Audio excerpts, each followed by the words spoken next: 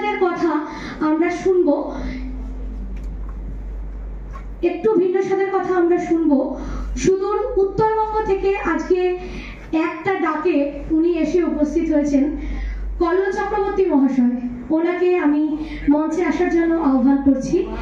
কল্লোল চক্রবর্তী অস্থির কবি নামেও পরিচিত। তার আজকের আলোচনার খুব সীমিত সময়ের মধ্যেই তার একটা আলোচনা আমাদের প্রাণের প্রিয় উত্তম কুমারের জীবনে রবীন্দ্র এবং নজরুলের প্রভাব। আমি মঞ্চে আসার জন্য অনুরোধ করছি কল্লোল চক্রবর্তী মহাশয়কে। উত্তরবঙ্গ আজকে আমাদের এই অনুষ্ঠানে উপস্থিত হয়েছেন।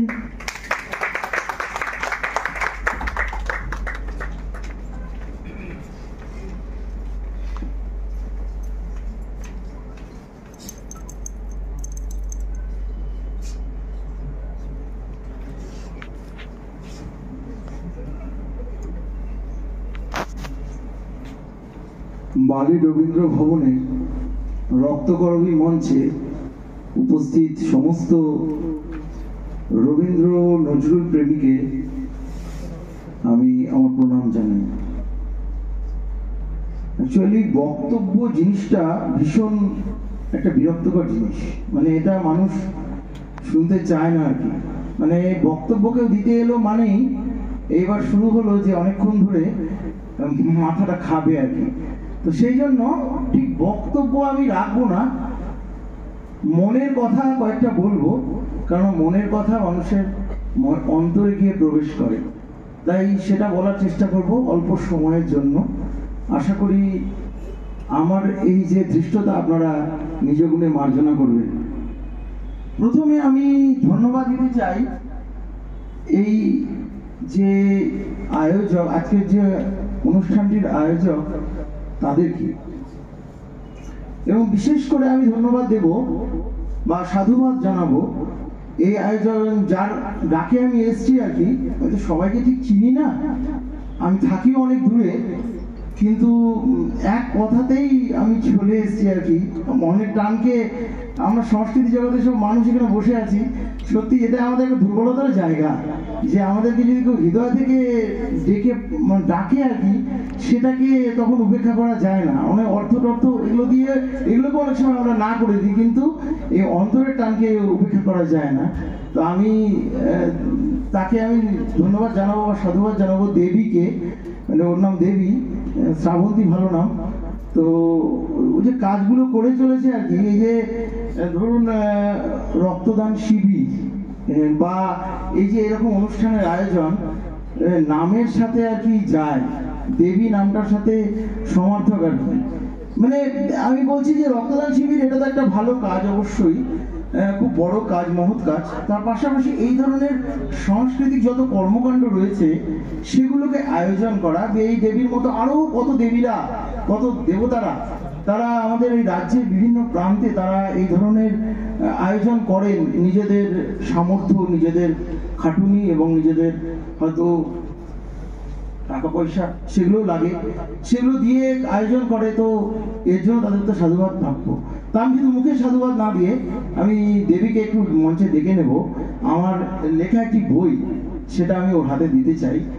সিরিয়াস উত্তম চর্চার 10 বছর, একটি বই বছর 2-3 আগে আমার লেখা। তো 10 বছর পুরনো হয়েছিল তখন উত্তম কুমারকে নিয়ে কাজ করা। তো সেই বইটা আমি দেবীর হাতে তুলে দিতে চাই।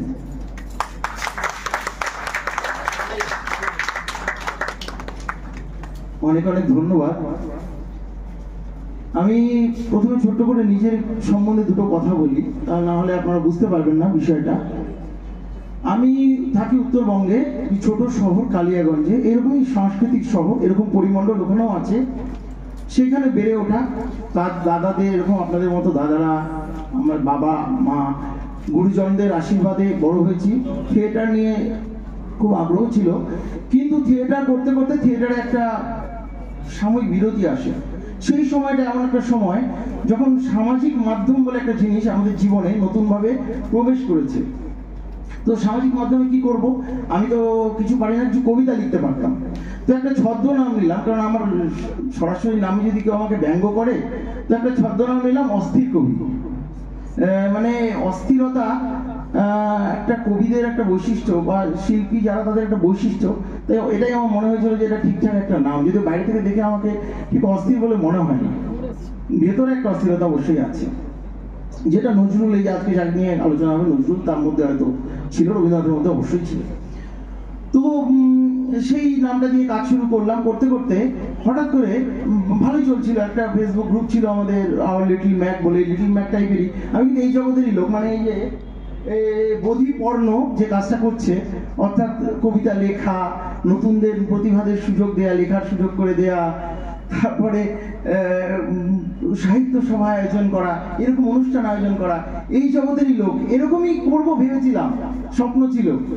হঠাৎ করে এক বন্ধু, সে উত্তম কুমার নিয়ে সোশ্যাল মিডিয়ায় লেখা শুরু করলো। তো আমার তখন মনে হলো যে বিষয়টা খুব ইন্টারেস্টিং। আমি ছোটবেলা থেকে উত্তম কুমার নিয়ে খুব আগ্রহী ছিলাম, আমাদের বাড়ির সবাই খুব আগ্রহী। আমার মনে হলো এটা একটু কাজ করা যেতে পারে, কারণ এই জগতে তো অনেকে কাজ করছেন, তো একটু দেখি না অন্যরকম ভাবে চলে কি কিছু করা যায় কিনা। তো কাজটা তখন শুরু করেছিলাম 2012 সাল থেকে।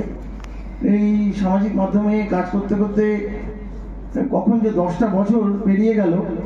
মানে প্রথমে শুরু হয়েছিল সাধারণ পোস্ট দানের মাধ্যমে, তারপরে মনে হলো যে কিছু বাস্তবের মাটিতেও করা দরকার, তো কিছু অনুষ্ঠান করা, কিছু উত্তম আগ্রহী মানুষকে নিয়ে আলোচনা সভা করা, বইপত্র, ম্যাগাজিন, এরকম অনেক কিছুই।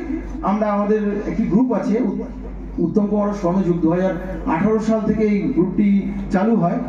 দেবীও ঘটনাচক্রে তার একজন সদস্য, সম্মানীয় সদস্য, অবশ্যই খুব দায়িত্ববান। তো এইটা একটা করে চলেছি আর কি কাজ। তো আজকে যে বিষয়টি, আমি সেই বিষয়টিতে ঢুকে যাই। বিষয়টি হচ্ছে যে উত্তম কুমারের জীবনে রবীন্দ্র নজরুলের প্রভাব।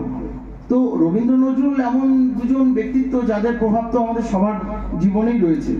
আলাদাভাবে উত্তম কুমারের জীবনে এটা নিয়ে আলোচনা করার প্রয়োজন কি? উত্তম কুমার এমন একজন ব্যক্তিত্ব যাকে আমাদের বাঙালিদের একজন আইকন বলে মনে করা যায়।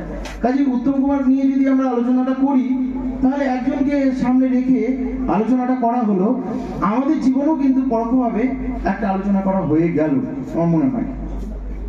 তো আমি উত্তম কুমার নিয়ে এই রবীন্দ্র নজরুলের প্রভাব, এটাতে যদি সরাসরি ঢুকে যাই, তাহলে প্রত্যক্ষ প্রভাব প্রথমে আলোচনা করি।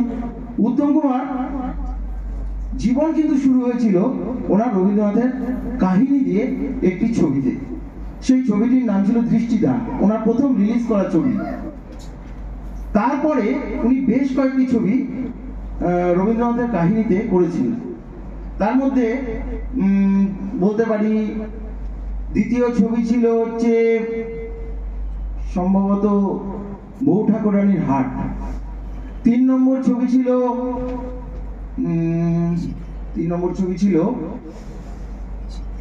বউ ঠাকুরানীর হাট।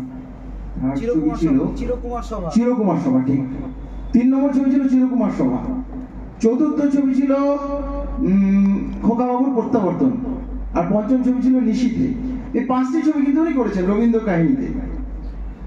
রবীন্দ্রনাথ নিয়ে প্রথম আলোচনা করি, নজরুলটা পরে আসছি। তো রবীন্দ্রনাথের এই প্রত্যক্ষ উনি রবীন্দ্র কাহিনীতে কিন্তু উনি কাজ করেছেন 5টি ছবিতে। এর বাইরেও উত্তম কুমারকে অনেক ছবিতে রবীন্দ্রনাথের গানে লিপিং করতে, খুব ভালো লিপিং করতেন উনি, তো লিপিং করতে দেখা গেছে, সেটা একটা প্রভাব। এবং তিনি ঘরোয়াভাবে যখন কোনো অনুষ্ঠানে উনি সবার মাঝে থাকতেন, তখন উনি গান গাইতেন, নিজে ভালো গাইতে পারতেন। উনি মূলত রবীন্দ্রসঙ্গীতই গাইতেন। আপনারা ইউটিউবে সার্চ করলে খুঁজে পাবেন উত্তম কুমারের নিজের গলায় গান, আমার সোনার হরিণ চাই, তুমি কেমন করে গান করো হে গুণী, তুমি কেমন করে গান করো হে গুণী গানটি উনি যখন গেয়েছিলেন, সেটি কিন্তু একজন বিশিষ্ট শিল্পীকে উনি উল্লেখ করে এটা গেয়েছিলেন।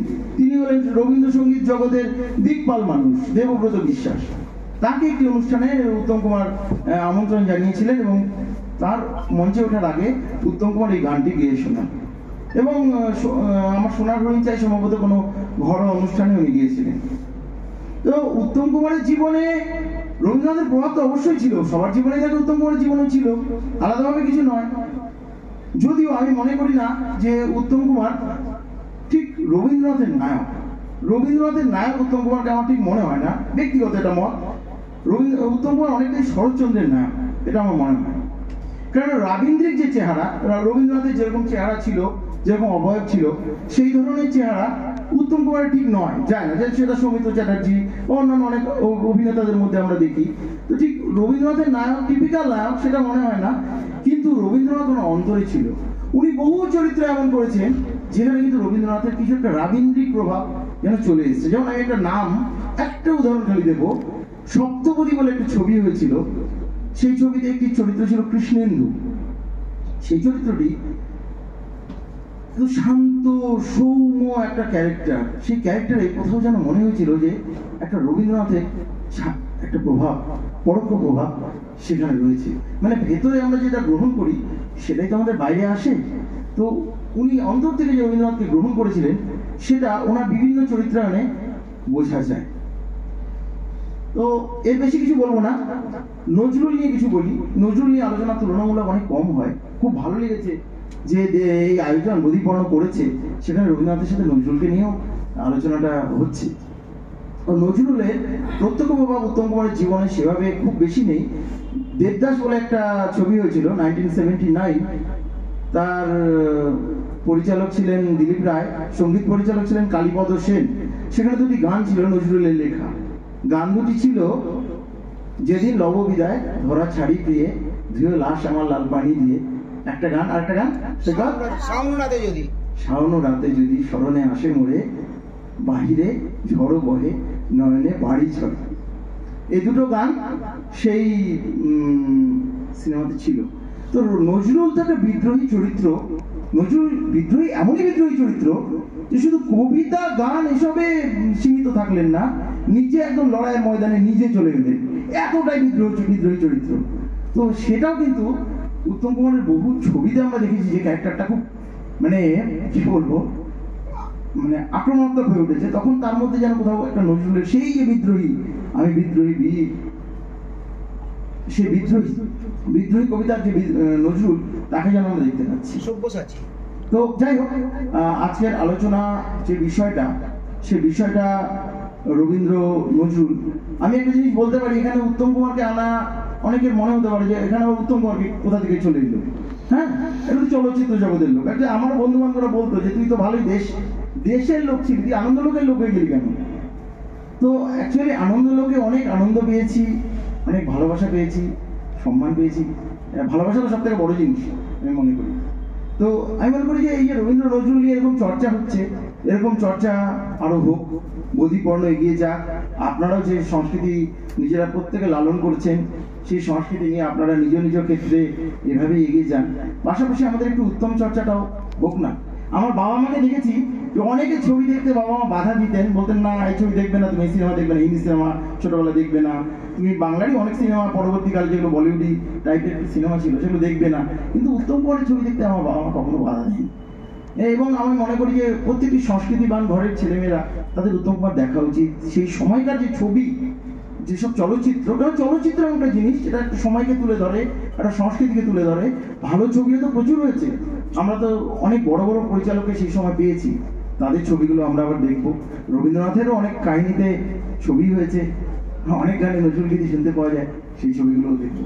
ধন্যবাদ, নমস্কার, ভালো থাকবেন সবাই।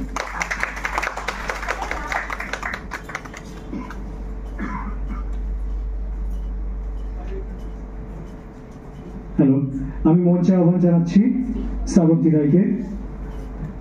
ওনার হাতে উত্তরীয়, ওনার গলায় উত্তরীয় পরিয়ে দেওয়ার জন্য, সেই সঙ্গে মানপত্র এবং আমাদের স্মারক তুলে দেওয়ার জন্য। হৃদয়ে রবীন্দ্রনাথ, চেতনায় নজরুল। আমরা জানি যে এই দুই কবি আমাদের মননে, জীবনে, হৃদয়ে সবসময় বিরাজমান। এবারে